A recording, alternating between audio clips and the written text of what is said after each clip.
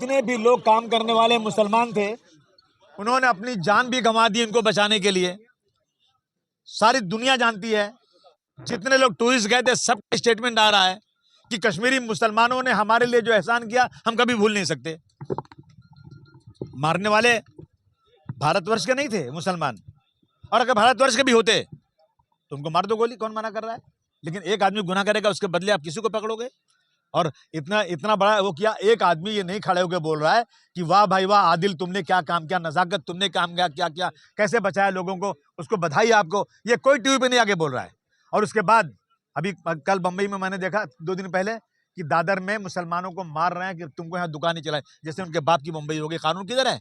संविधान कहता है कि इस देश में रहने वाला कश्मीर से कन्याकुमारी तक कहीं भी जाकर रोजी रोटी कमा सकता है, लेकिन इसी मुंबई के अंदर उसको मारा जा रहा है और तमाशा लोग देख रहे हैं। और ये एक मिनिस्टर जब मिनिस्टर बनता है, एमएलए बनता है, शपथ लेता है, और वो जाकर इतना ओछा, इतना छोटे जहन का इंसान है कि इसका काम ही सिर्फ ये है। मैं तो कहूंगा आप फडणवीस साहब से उसको एक ऐसा पोर्टफोलियो दे दो जिससे मुसलमानों को गाली देने वाला हो। सर, कल ही आप राज्यपाल को मिले। हम मिले, वही सब चीजें। मैं सीपी से मिलने जा रहा हूं और मैं हर जगह जाऊंगा, मैं सड़क पर निकलूंगा, सबसे बोलूंगा, इसके खिलाफ आवाज उठाऊंगा कि ये जो हो रहा है इसको बंद किया जाए। ये जो नारायण राणे को मिनिस्ट्री से निकाल दिया जाए पूरे देश में। अब कहाँ कहाँ बताऊं मैं। कहीं ना कहीं सर मुसलमानों को एक अलग नजरिए से देखा जा रहा है। मुसलमानों को ये, इनको लगता है कि मुसलमानों को जितना अलग नजरिए से देखेंगे, जितना गाली देंगे, उतना हम सत्ता में बगैर कुछ किए हुए आ जाएंगे और हमसे कोई सवाल नहीं पूछेगा कि देश की बर्बादी हो रही है, देश का जो है इकोनॉमिकल हालत बिल्कुल खत्म हो चुकी है, महंगाई बढ़ती जा रही है, चाइना घुस करके हजारों किलोमीटर की जगह कब्जा कर चुका है, ये हो रहा है। उसके बाद आप जो सिर्फ और सिर्फ हिंदू मुस्लिम मंदिर मस्जिद कर रहे हैं, ये बंद होना चाहिए। मैं अपने हिंदू भाइयों से कहना चाहता हूँ, वो देखिए दुनिया इसलिए बुरी है कि ज्यादा लोग ना चुपचाप बैठे हुए हैं।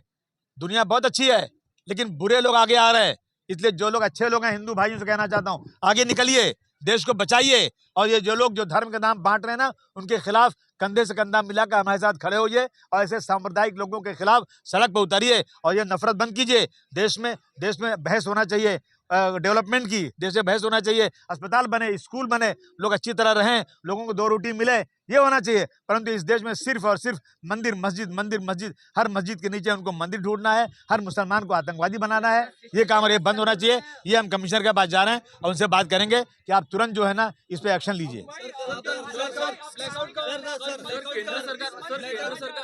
हाँ, पूछा, मुझे नहीं मालूम, लेकिन सब कह रहे धर्म पूछा तो मैं मानता हूँ धर्म पूछा, लेकिन धर्म पूछा इसलिए पूछा धर्म उन्होंने कि यहाँ धर्म पूछेंगे ना तो मुसलमानों के साथ ज्यादती होगी। वो दुश्मन है देश के, वो नहीं चाहते हैं देश के अंदर अमन सुकून हो, वो नहीं चाहते कश्मीरी बेचारे रोजी रोटी कमा सकें, इसलिए उन्होंने धर्म पूछा। उन्होंने कहा कि हम जो है आपने जो कहा है हम जरूर एक नोट भेजेंगे उनको, सीएम साहब को, डिप्टी सीएम को, और आज सीएम साहब वहां जाने वाले उनके पास, उनसे डिस्कस भी करेंगे कि महाराष्ट्र का लॉ एंड ऑर्डर खराब हो रहा है, आप तुरंत जो स्टेटमेंट देके उसको रोकिए।